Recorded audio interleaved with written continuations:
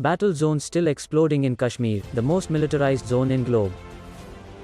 An encounter is going on between security forces and militants in the Kulgam district of Jammu and Kashmir, police said on Wednesday. The gunfight broke out at Brayihard Kathpora village of Yaripora during a cordon and a search operation which was launched by a joint team of forces following input about the presence of militants in the area. Police and security forces are on the job, a police tweet said. The attacks are ongoing, and it is disturbing that in the most militarized zone in the world, a series of attacks are still being launched at police and civilians. It was believed that the valley would be safer after the abrogation of Article 370, but worrisome that the situation is very shaky in Kashmir.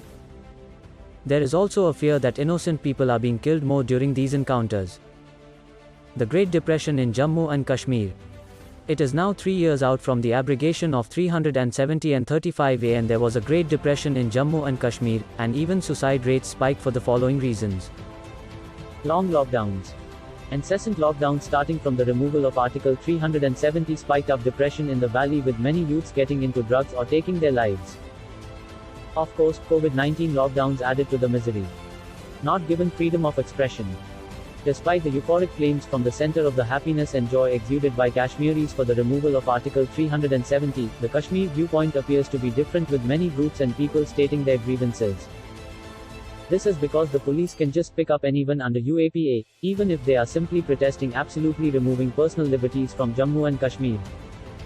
Kashmiris regard abrogation of Articles of 370 and 35A as a dark day in the Indian Constitution. Many express that it was a black day for the Indian Constitution when they abrogated Article 370 and 35A without Kashmir's consent, as according to the treaty, this cannot be done without Kashmir's permission and agreement. Sajad Loan's J&K People's Conference said the August 5, 2019 move would perpetually be remembered as a dark day and a day of disempowerment in the history of J&K. There are constant encounters and killings, where is the peace? While there have many army jawans killed since 2016, starting with the Uri attack, the deadliest attack ever on the Indian Army, there have been over 150 militants killed along with jawans since 2019. Officials say more local young people are being drawn toward militancy. A senior security officer, who wished to remain anonymous, told the BBC that of 200 currently active militants, 80 are believed to be from Pakistan and more than 120 are locals. Between January and July this year, 76 Kashmiris have picked up arms and the number is anticipated to increase, the official said.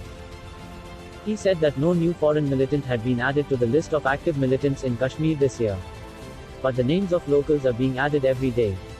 The People's Alliance for the Gupta Declaration, PAGD, an amalgam of 5 Jammu and Kashmir parties, including the National Conference, and the People's Democratic Party, PDP, on Wednesday said the past 2 years, after ending J&K's special status in 2019, saw people being divided into smaller units, silenced, ripped off their jobs and rights over the natural resources. Issuing a statement on the eve of the second anniversary of the reading down of Article 370, Gupta Alliance spokesman M.Y. Tarigami said, "Unconscionable suppression of civil and democratic rights continues unabated, indiscriminate arrests and harassment of all sections of our people, including employees on different pretexts continues.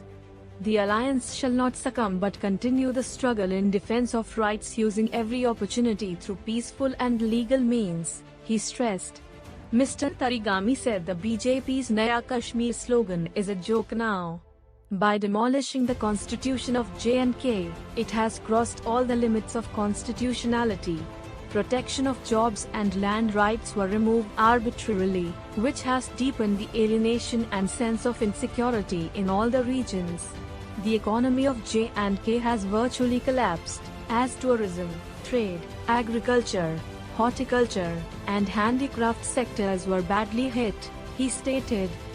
In the 120 days after August 5, 2019, the 10 districts of the Kashmir Valley suffered a loss of 17,878.18 crore rupees, according to the Kashmir Chamber of Commerce and Industry. Kashmir went into its third lockdown since August 2019. Over 3 years of lockdown has reduced the princely state to a begging bowl literally. There is no sector of Kashmir's economy, be it tourism, horticulture, transport, or trade, that hasn't suffered losses in the past 2 years.